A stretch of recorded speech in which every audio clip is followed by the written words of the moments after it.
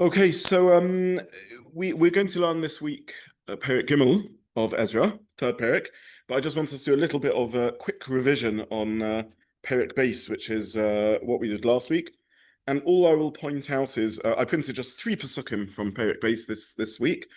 Last week, chapter 2, we saw it's this very lengthy chapter, 70 pasukim, in which all the families that came back of the 40,000 who returned are listed. They are given their locality. They still had traditions where they came from. And we pointed out that they came from all over the country, and those who came from Lod went back to Lod, and those who went back to Europe came from each country went back to that. Each city went back to that city. The Levium went back to the Orei HaLeviim, and therefore this wave of Aliyah, which was only 40,000, which consisted of only 40,000 people, was scattered all over the country. This is what we saw last time. And for those who have joined, I'm sorry, I'll put the link here in the YouTube clip, and also I've just posted it now on the chat function. Apologies of the Zoom. And that's really chapter 2. Let's just have a look at Pasuk Aleph of chapter 2 to remind ourselves. Ve'ele b'nei haMedina ha'olim mishrei hagola. These are the exiles who come back. Shehegla Nebuchadnezzar. These are the people returning who were exiled by Nebuchadnezzar. Vayeshivu Yerushalayim v'Yehuda. They went back to Yerushalayim and Yehuda. Ish le'ira. Each person back to his city. So each person went back to their original city that they had lived in the first temple era. Now, who are their leaders? Pasuk base. These are Ashabu, they came back with Zerubbabel, and with Yeshua. And we're going to look soon as to who this Yeshua is. Zerubbabel we already met, but Yeshua we haven't met. Finally, Pasuk 70, Yeshvu HaKoyanim v'Haleviim Umana'am v'Mashorim. The Koyanim and the Leviim come back. V'Nusinim, we spoke about the Nusinim, who are this class of individuals, but Oreim, they go back to the cities, V'chol Yisrael ba'Oreim, and all the Jewish people to their cities.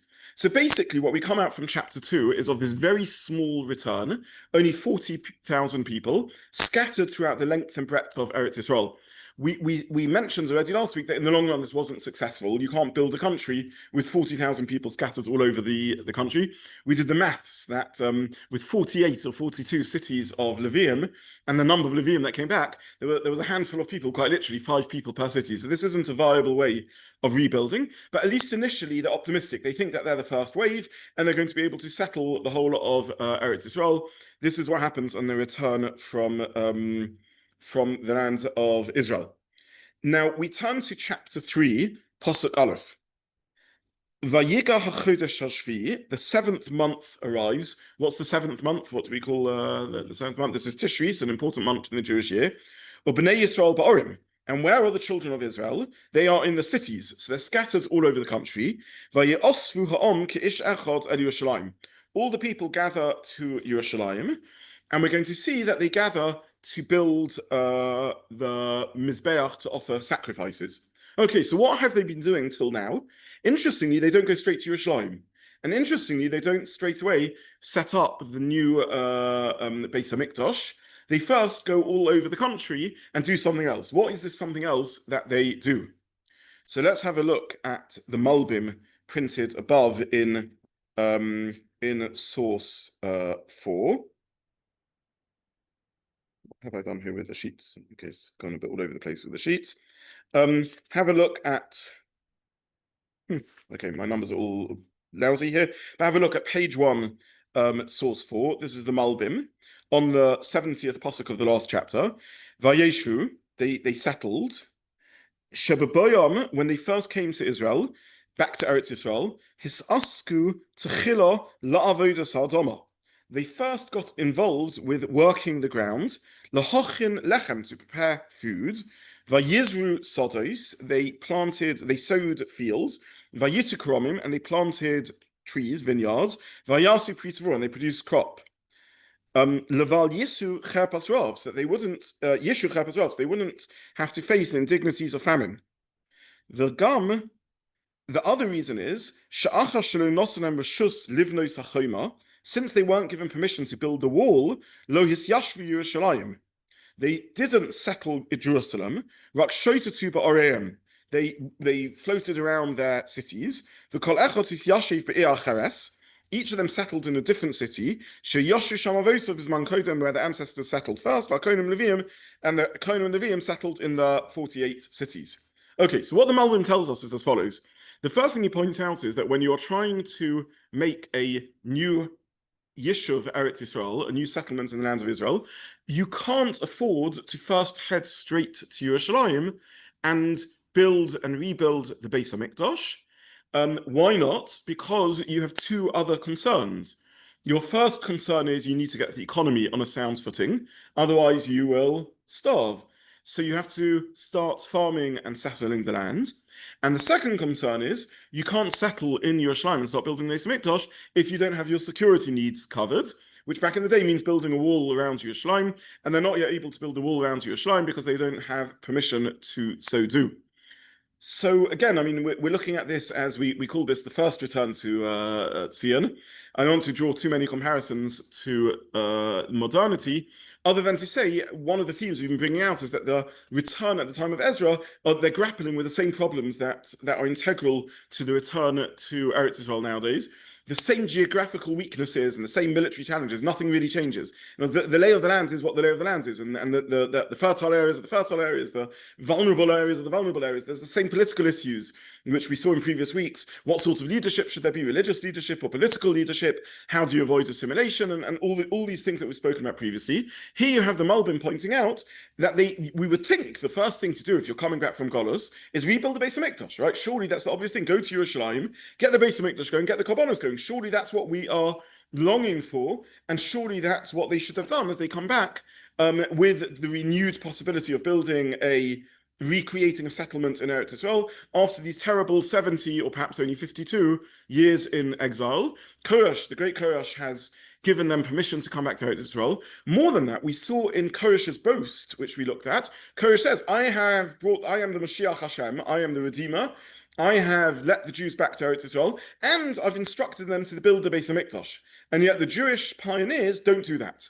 They first have to settle the land because you can't just build a Beis HaMikdash until you have some sort of economic basis for this and until there is security. This is the point that the Malbim makes on the end of the last chapter, feeding into the beginning of the first chapter. So with this, we sort of conclude what I wanted to say last week from chapter base, and now we begin learning chapter 2. And basically, to summarize, the Jewish people, only 40,000 have come back. They're settled, scattered in these tiny colonies all over the land of Israel. People have gone back to their original cities. They still know where they come from. They know their ancestors. It's not that long that's passed. There's a couple of generations, 52 years. People still know where they've come back to. And they now gather in Yerushalayim. They finally feel ready to start reconnecting with the service of HaKadosh Baruch Hu. They've planted vineyards, they've sowed the fields, and now they can come back to Yerushalayim. They've come back in. This is still the first year, seemingly, so it seems relatively short. Without giving the game away, we will see all they do that first year is build a Mizbeach. They don't rebuild a whole Beis HaMikdash. The second year, now they're ready to build a Beis HaMikdash, and that's what we're going to see. Is there anything significant about them gathering in the 7th month? Why would that be the month that they choose? Olel Regel, yeah. So it's a renewal of Olel Regel. We will also see later that they seem to be trying to parallel the rebuilding of the first Beis HaMikdash, and we will see later that Shlomo Melech's inauguration of the first Beis HaMikdash takes place over Sukkot. So it seems they're hopeful. I remind you that at this point they don't realize that this isn't going to be another First Temple era. Remember last week we saw in chapter 2 when there were various outstanding halachic questions about the Jewish status of some of the returnees, and we saw that every time there's a return to Eretz Israel, again, like nowadays, there's one of the big challenges of the modern state of Israel is trying to reestablish halachic lineage, and unfortunately those have been cut off from the Jewish people, whether Ethiopian Jewry or Russian Jewry, or just for the last 100 years. There's big questions about how you reestablish halachic status. They face the same problem with the return of the second Beis HaMikdash, and they say, don't worry, we'll sort it out when we get back the Urim and Tumim, when we get back the Choshen with the prophetic ability. But that doesn't happen. The second Beis HaMikdash never achieves that status. So over here, they are returning to Yerushalayim with this optimistic sense of wow, something special is going to happen. Now we're going to rebuild the Beis Mikdash, but it never quite works out like that. Yeah. The issue with people who are there. Are there people there? So they're on very much an issue. We discussed this in previous weeks, and we will look at this again. There was a double layer of tension. There's inhabitants who have moved in their absence who are not Jewish or quasi-Jewish, the so-called Samaritans or the Kusim. And we also saw this very moving comment of the Radak that they perhaps reunited with their second and third and fourth cousins who stayed there. We don't, even though the vast majority of the population are exiled to Bovel, there's no such thing as clearing out a country completely. And there seem to have been Jews left behind who perhaps have unfortunately drifted a bit away. They haven't been part of the main Torah center in Bovel. So there are definitely tensions with the inhabitants who are left there. And that's also part of the interesting story. So very, very many interesting parallels. Okay, what do we think about the Pasuk? Let's now look at Pasuk 1 in more detail. The seventh month arrives. Interesting language, Vayiga. They sort of reach, it's reached. Ubnei Yisrael ba'orim, the Jewish people are scattered around the cities. Vayosvu ha'om ke'ish echad el Yerushalayim. The people gather as one person to Yerushalayim. What do we think about that language? They gather as one person to Yerushalayim. It does a bit. It does have shades of Har Sinai. Ke'ish echad b'leiv echad. Have a look at Pasuk base.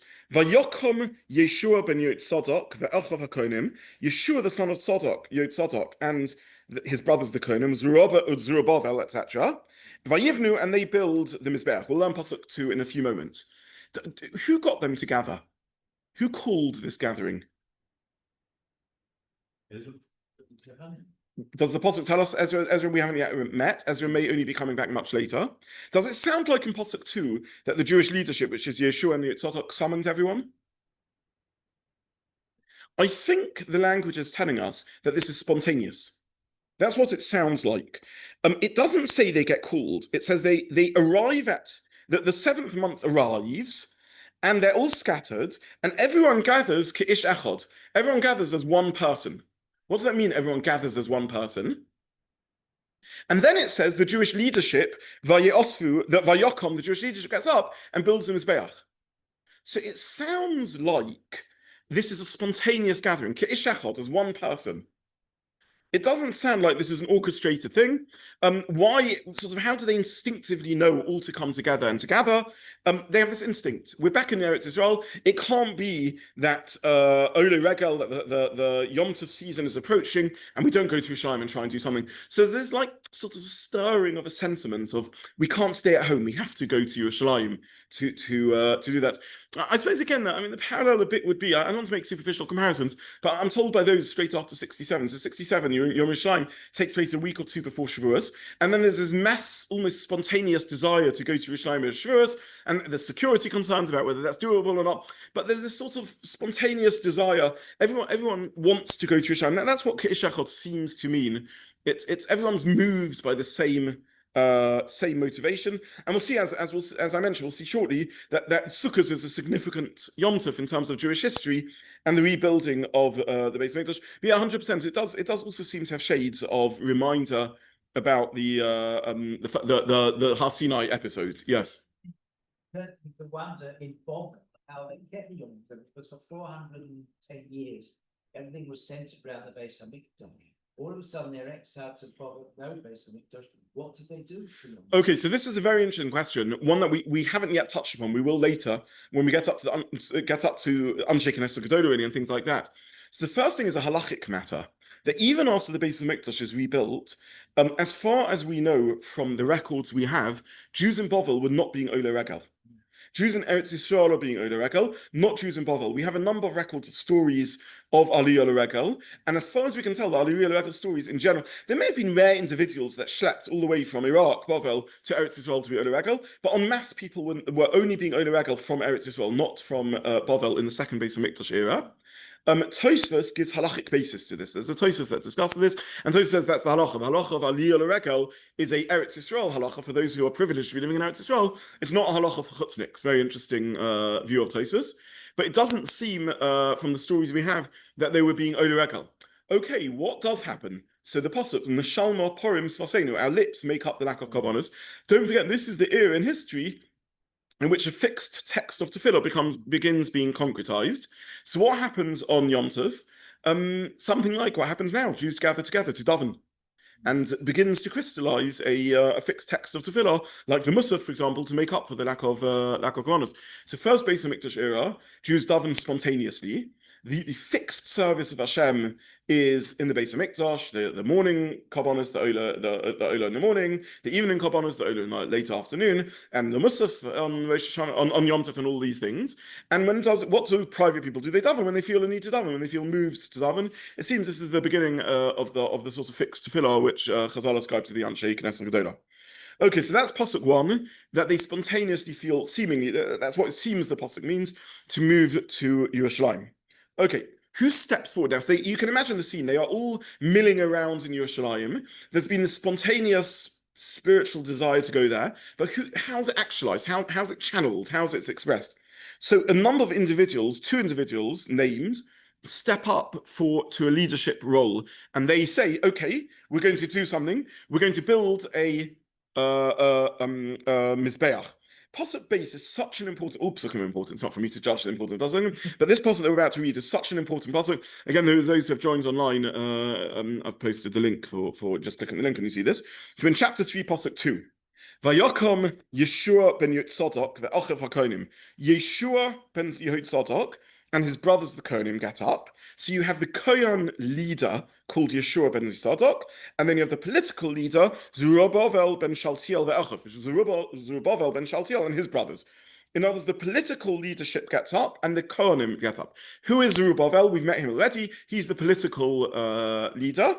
And Yeshua ben Yotzadok, we haven't really met, other than a brief mention in Pasuk 2, in chapter 2, which I mentioned.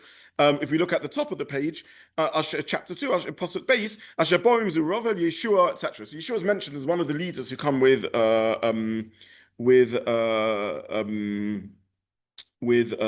Zerubbabel, but now Yeshua ben Yotzadok steps forward. What do?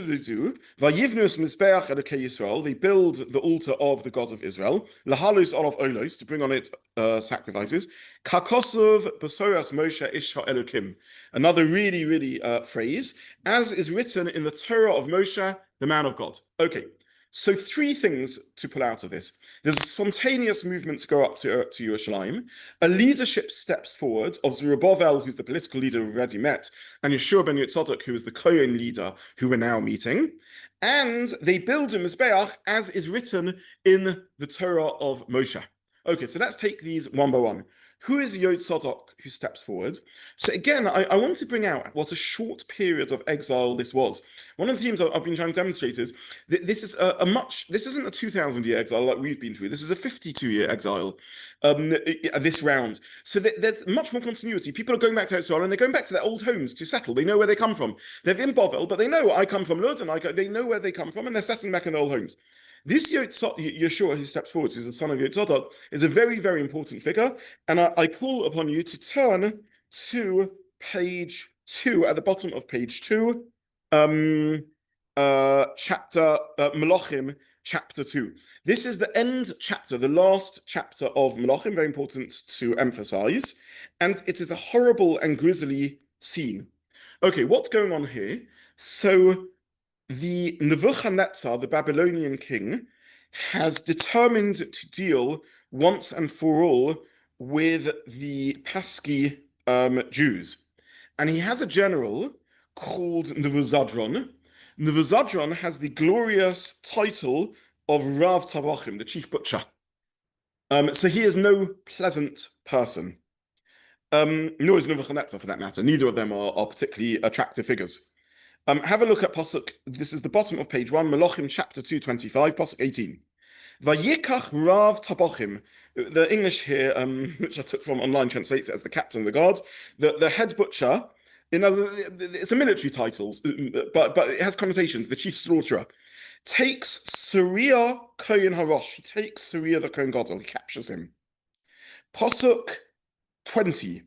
Vayikach Osom, so the Kohanim, there's a whole list of Kohanim here, and the chief Kohen, the Kohen Gadol, and the Pasuk says Sophanio, who's the second in command, and the third in and other important figures. Pasuk 20, Vayikach Osam Nevuzadron Rav Tabachim, Nevuzadron, the captain of the guard, the chief slaughterer, Vayolech Osam al Melech Bovel, and he takes them to King of Bovel to Riblah.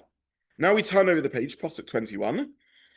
So what? Just understand this: the elite of the Kohanim, the Kohen Gadol, the second in command, and a whole tier of Kohanim. We mentioned, by the way, when we learnt chapter 2, that the Kohanim seem to be in short supply. There's been a bottleneck, sadly, and here we're finding out why this bottleneck occurs.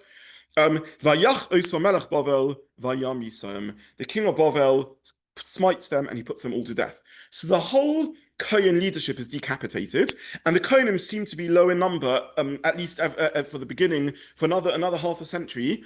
They're still disproportionately low in number. I printed Pasuk Kaf Beis just for the sake of completion.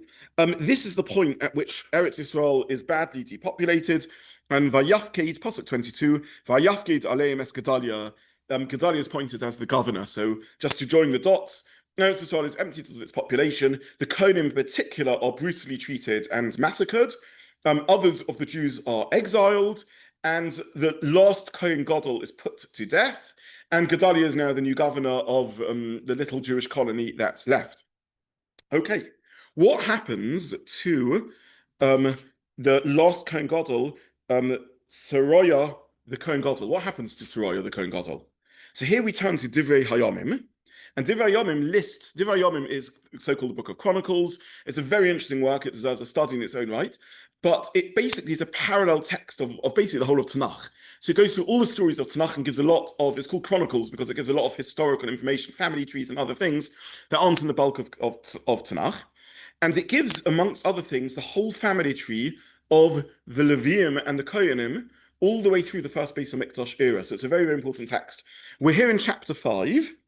And all I printed was the first psukim and the last few psukim. The first few psukim say Levi had 3 children, Gershon, Kos, Merari, and Kahos had his children, Amram, Yitzhar, etc. And then it goes through the whole family tree of all the Levium and the Kohanim. We now get through to the last generations of Kohanim leadership in Eretz Yisrael. Va'Azariah holid es Soroya. So Azariah gave birth to Soroya. So Soroya is the last Kohen Gadol in the first temple era, who gets killed. We know that in Melachim. Who does Soroya have as his descendants before he's killed? Soroya hoilid es Yotzadok. So Soroya gives birth to Yotzadok. Yotzadok is junior. He's not killed by Nebuchadnezzar. Pasuk 41. V'Yotzadok holach be'galos Hashem es Yehuda v'Yerushalayim. Yotzadok went into exile when he is killed. When he is exiled by Nebuchadnezzar. So is a man called Yehotzadok, the son of the last Kohen Gadol, and the last Kohen Gadol is killed by Nebuchadnezzar, and his son goes into exile. We now turn back to our source, Pasuk chapter 3, Ezra chapter 3, and we now know who Yeshua ben Yotzadok is. Yeshua ben Yotzadok is the son of this Yotzadok, who in turn is the son of Soroya, the last Kohen Gadol. So we now understand why Yeshua, son of Yotzadok, steps forward. So again, picture the scene. All the Jews, perhaps spontaneously, perhaps not, but I think spontaneously, gather from all their little settlements around Yerushalayim, around the country. They come to Yerushalayim. There's this great stirring of excitement. Sukkot is coming. What are we going to do? Steps forward 2 people. Zerubbabel, who has the leadership. He's the political leader. He's an obvious leader. And then a new leader steps forward, who is the last lineage of the last Kohen Gadol. So he's got significant authority. This is Yeshua ben Yotzadok. He is Yeshua, the son of Yotzadok, who is the son of Soroya, the last Kohen Gadol, who got killed by Nebuchadnezzar. So again, you see only 2 generations have passed. It's only a 52-year gap. And people feel a sense of continuity. We understand why Yeshua steps forward and says, okay, let's rebuild the Beis HaMikdash, let service go on. I am the sort of the continuation of the line of Kohanim Gedolim who served in the first Beis HaMikdash. So that's the first part of the Pasuk, the very moving history of the sort of return and completion of the circle. Now, why would the Pasuk say they build the Beis HaMikdash, they build the Mizbeach and offer korbanos as is written in the Torah of Moshe? By the way, we barely find this phrase throughout Tanakh till we get here, and in Sefer Ezra again and again and again we see this phrase. I'll point out a similar phrase and which also makes its theme throughout Sefer Ezra. If I can find it now. Pasuk Daled. We'll jump ahead. Vayasu es Chag HaSukkos. They make the Chag HaSukkos, they celebrate the feast of Sukkos. Pasuk 4 in page 1, bottom page 1. Kakosuv, as is written. As is written where? As is written in the Torah. They keep Sukkos as the Torah tells us. Okay, why would, and this is the first example of again and again and again, why would Ezra be full of this phrase of they're doing as is written in the Torah, as is written in Torah's Moshe, as is written? Why would it have this this phrase again and again? What would make you need to say that? When do you need to say we're doing as is written in the Torah? To show they're legitimate when other people are not doing it, or doing it differently or questioning. Yeah. Right, okay. You only need a phrase like that. If you need to say it, it's because you're worried that people are thinking you're not doing it with justification. Okay, so they have to justify themselves. This is a theme that we see again and again. There's been 52 years gap. Things have become blurred in that time. How do we know how to offer korbanos? Okay, very nice. Yeshua is stepping forward and he's saying, I'm the son of Yitzhak, who's the son of Suriah. But how much does he really know about his grandfather's job? Does he really have proper traditions about how to build? Maybe he's taught it. But are people going to be easily convinced of that? Do they know how to do things? So Ezra is sadly full of justification. They keep on needing to justify, we're doing this as is written in the Torah of Moshe. That's reason number one. They were exiled for not keeping the Torah, not doing what they should, so they have to show they're now doing it. Yes, very nice. They have to show their choseh b'teshuvah. They have to show there's been a loss of Masorah, maybe also before. And there's another thing going on also, which is in the first Beis HaMikdash era, who did you turn to for advice? If you had a halachic question, what did you do? Maybe the Kohen Gadol or interim. That's for certain rare mystical events or big things. But you're right. Who else do you turn to for advice? Nevi'im, prophets, right? Okay, so there's another change. In the first Beis HaMikdash era, in some ways, they are learning Torah's Moshe less. Why? Because they still have, the Rambam labels Moshe Avi HaNevi'im, the father of Nevi'im. They still have, if you like, Moshe's children. They have other Nevi'im. In the second Beis HaMikdash era, one of the things we've seen is there's no more Nevuah. Remember, we saw last week the Gemara in Yomar, there's no Ruach HaKodesh in the Beis HaMikdash, a discussion which we didn't have now, but we had ages ago when we spoke about the difference between Nevi'im and Kesuvim. To what degree is Daniel a Navi? To what degree are Ezra Nechemia Nevi'im? They have maybe a low status of Nevuah, maybe they've got the lowest level of Nevuah, but that is the closing of the prophetic era. What do you do if you don't have a Navi to turn to? Who do you turn to? You turn to Torah Sherichsav and Torah Shebal Peh. You turn to the rabbis. This is the beginning of the era of the rabbis, the Chachamim. We no longer, what do you do when there's no Nevuah? Chachma, right? Chacham Odif Me Navi, right? Chacham Odif Me Navi. This is now the era of the Chachamim. What title, by the way, is Ezra given? Ezra HaSofer, yeah. What does anyone remember the phrase, the Sofrim, Divrei Sofrim, the words of the rabbis? Chazal, the original name that were given to Rabbanim was Sofrim. Very interesting title. Okay. So another reason why it says Kakosov B'Soros Moshe is because now they have to turn to Torah's Moshe and to Torah Shebal Peh for authority. They no longer have the Nevi'im. Now, it is true that a Navi isn't really allowed to be Machadish anything, right? But nonetheless, when you have Nevi'im, you're not turning in the same way to Torah's Moshe, you're not turning to Sofrim, to Rabbonim. Ezra is, if you like, another change that's happened is, it's the dawn of the rabbinic era, proto-rabbinic era, but the beginning of the stirrings of a leadership that isn't prophetic based. Okay, one final explanation of what's going on, and here I want to sort of use historical anachronism, but I think there's a profound truth in this. There's a very famous academic article written by Professor Chaim Soloveitchik, the son of the Rosh Hashiva of YU, or the Rav Yasher Soloveitchik, the Rav of Boston, and he's a historian, Professor Chaim Soloveitchik, incredible Talmud Chacham, and he had a very famous essay that made a lot of waves called Of Rupture and Reconstruction. And he spoke about what happens when in Jewish history there is rupture, a break, and reconstruction. Now he's writing in, I think he wrote the articles in the 70s, the 80s, he's writing post-Holocaust, and as a historian he's looking at the change that takes place. But obviously it's not the first time in Jewish history that there's been rupture and reconstruction. In fact, we're learning now about rupture and reconstruction. That's what Sefer Ezra is about. And one of the things he points out is that you move from what he calls a mimetic tradition to a a written tradition. You move. How do people in a time in history which has had a long period of settlement know how to do things? If you're living in Poland in the year 1900, you're living in a country that's had a really massive, strong, stable, pretty stable Jewish population for 500 years. There's been difficult times, Kamenetsky massacre, other things, but basically Jews have been settled there for 500 years. So how does society run itself? Tradition, what he calls a mimetic tradition, a lived tradition. Suddenly there's a rupture, there's a break. Jews now have to move to this new world of Eretz Yisrael in America and they have to re-establish things. You don't really have a tradition how to do things. You don't have a lived tradition. Right? In a lived tradition, and even to this day, most of us, if we're privileged to come from a tradition, know our Hilchas Shabbos or our Hilchas Kitchen from what we just saw at home, right? What happens if it's an era of rupture? And we're living in an era of rupture. Many Jews have lost identity, Baruch Hashem, there's an incredible resurgence of return to Jewish identity, about the Teshuvah movement, everything else that's going on. If you don't have a living tradition, you turn to books. That's the alternative way of replacing tradition. And he expounds on this from a historian's eye and talks about the changes that creates and so on, well beyond the scope of our discussion. But that's also part of what's going on over here. This is a period of rupture and reconstruction. There's a break in tradition and therefore need to turn to a book culture and a renewed research project. A bit like what happens when Klal Yisrael come back to Eretz Yisrael in the 1900s, and they begin agricultural. Who do you turn to if you need to know agricultural law? Well, you open your Mishnah Berurah, you've got so much about Hilchos Shabbos and Chanukah. You don't have words about Zeraim. You don't have words about agricultural law. Why not? Well, because it wasn't relevant.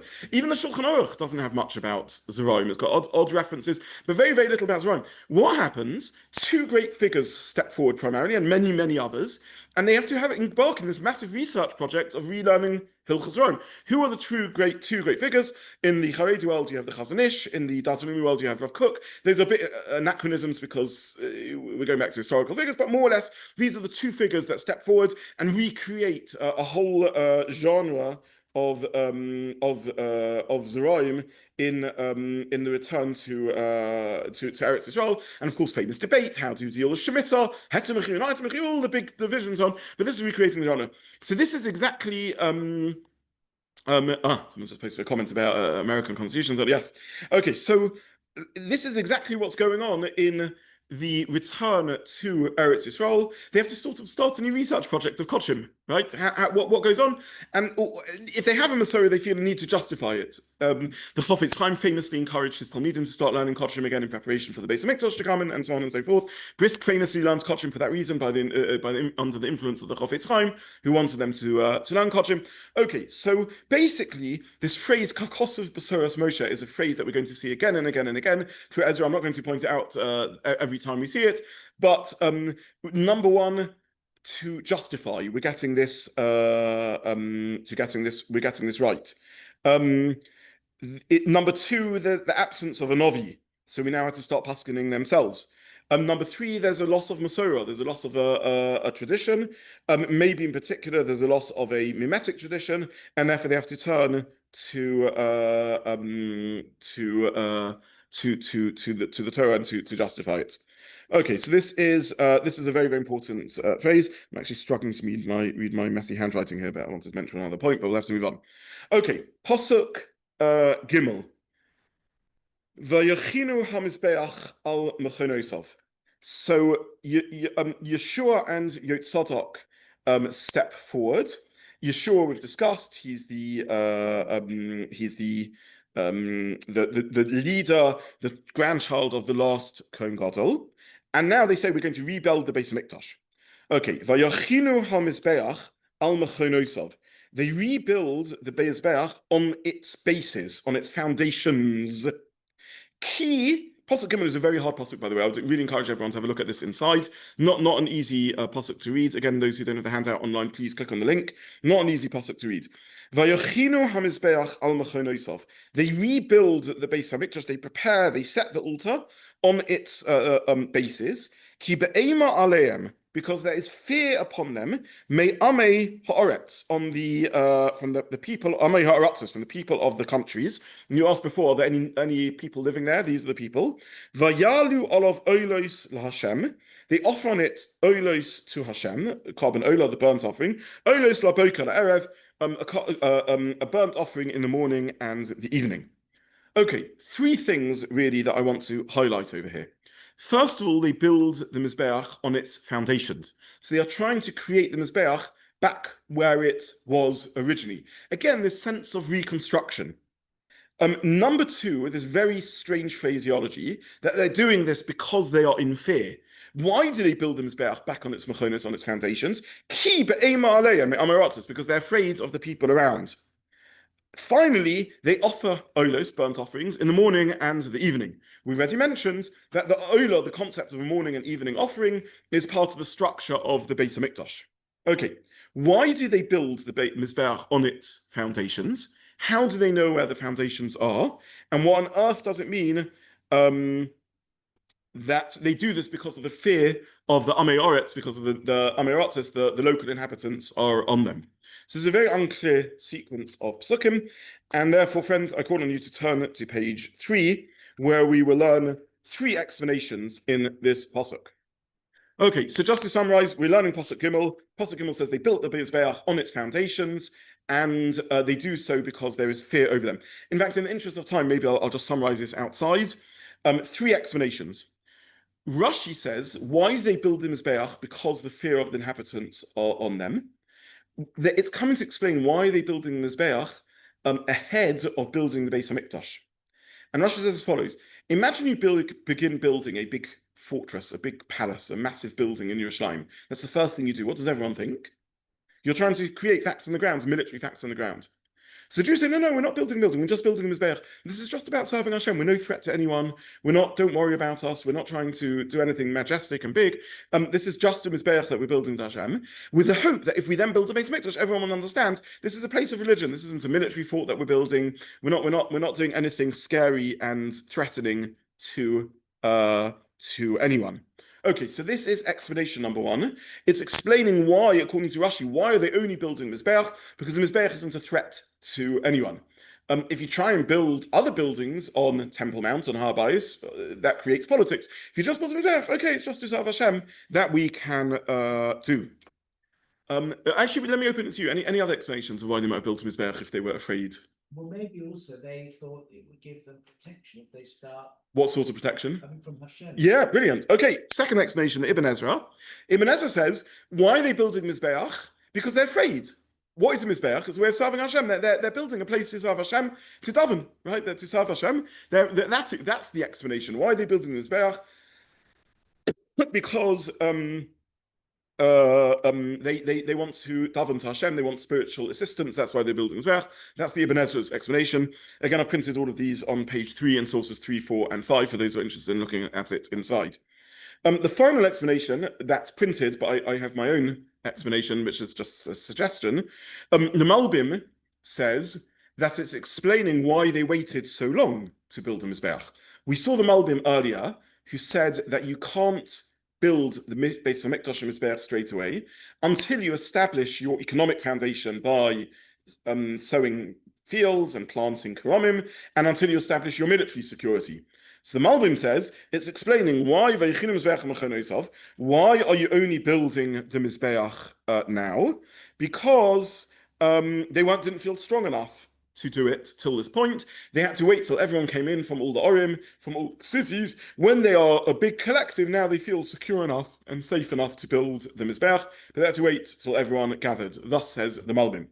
The Malbim also cites an amazing Gemara, and I didn't print this Gemara perhaps wrongly so, but this is a Gemara in Zvachim Kuf Samach Beis Amud Aleph 62a. Gemara in Zvachim asks this question: how could they know where the Mizbeach was? And the Gemara says the Nevi'im that were amongst them told them where the Mizbeach was located. There are still traditions and prophecy, and they tell them how to rebuild the Beis HaMikdash in its correct locality, because they wouldn't otherwise have been able to work out the Beis HaMikdash, the first Beis HaMikdash was so thoroughly destroyed that they wouldn't have been able to work out where it was built. Okay, so that's Pasuk Gimmel. 3 features in Pasuk Gimmel that we've discussed. The first is they rebuild the Mizbeach on its foundations. It's very important that the Beis HaMikdash, the Mizbeach, is built in the right place, because the fear of the inhabitants are over them, and they offer karbonos. My own explanation that I want to put forward, humbly, maybe wrong, maybe right, is maybe if we read the pasuk in the simplest form, it says "Vayochinu Mizbeach," the established Mizbeach, al mechunos on its foundations, kibeim aleim, because the fear of the inhabitants were on them. Why would you build a Mizbeach only on its foundations? Because the fear of the inhabitants are on them. In other words, they're trying to say, we're not building anything new, we're just rebuilding the destroyed Beis Hamikdash. It's a bit like, I suppose, in modern terminology, we would say when you find archaeological evidence on Har HaBayis that Jews were always there. In other words, we're just rebuilding what always existed. We're not creating any new facts in the ground, we're not doing anything new, we're just building the Mizbeach where the Mizbeach already existed. It's my suggestion. To me, it seems to read sort of nicely into the literal pasuk. They built the Mizbeach on its foundations because the fear of the inhabitants on them. And the same thing, this is not a new project. This is just rebuilding what always was there. Maybe that's the pshat in the pasuk. They wouldn't need planning permission, exactly, yeah, exactly. We're just rebuilding what was always there, so we don't need, yeah, exactly right. So they're nervous. Okay, what I'm trying to bring out really from this, I suppose, is they're nervous. This is very, very pigeon steps, very, very tentative steps towards rebuilding the settlement, and this is what they are doing over here. Let's move on to pasuk. Well, let me actually make two more halachic points, and then we'll move on if we have time to the next pasuk. Otherwise, we might have to stop here. Two more halachic points. The first is we see in this pasuk, and indeed the Gemara paskens this halacha, that you can have a mizbeach without a Beis Hamikdash. Let me just explain this. The Jews, let's go back to the dawn of Jewish history. The Jews, we're talking about 1,000 years before this story. The Jews arrive from the Midbar, where they've been wandering around with the Mishkan, and they enter Eretz Yisrael.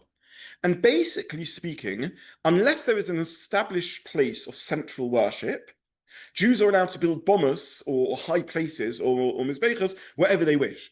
So there's times when the Mishkan is still there, there's times when it's not, but they're allowed to build bomas wherever they wish. Once the first Beis Hamikdash is built, the era of heter bomas, of being allowed to build mizbechos all around Eretz Yisrael, ceases, and now you're only allowed centralized worship in Yerushalayim, in the place where Hashem's presence rests.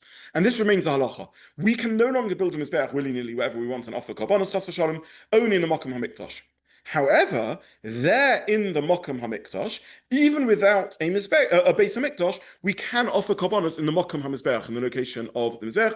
This is a pasken's halacha.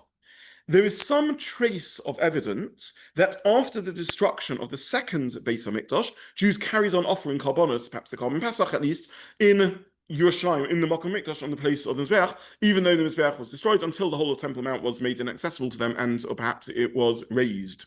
Okay, so this is an important point. They haven't yet built the Beis Hamikdash, but they have built a Mizbeach, and halachically they're allowed to offer a carbon. Okay, next question. In order to offer a carbon, you need to be tahor. Are they ritually pure or not? And the answer is we will see later from the continuation of the psukim, not this week, we'll see in future weeks, that they are not tahor. They only get back the para aduma many years later. Why do they only get back? So just a bit of background. In fact, next week's address, we're not karach but chukas, are the laws of the carbon Pesach, of the para aduma, the red heifer, and this is a very complicated process to make. You need a red cow, you need a sophisticated team of koyanim, you need to burn it, you need the ashes, you need to sprinkle. This is how one emerges from the highest level of ritual impurity of being tomei to a dead body.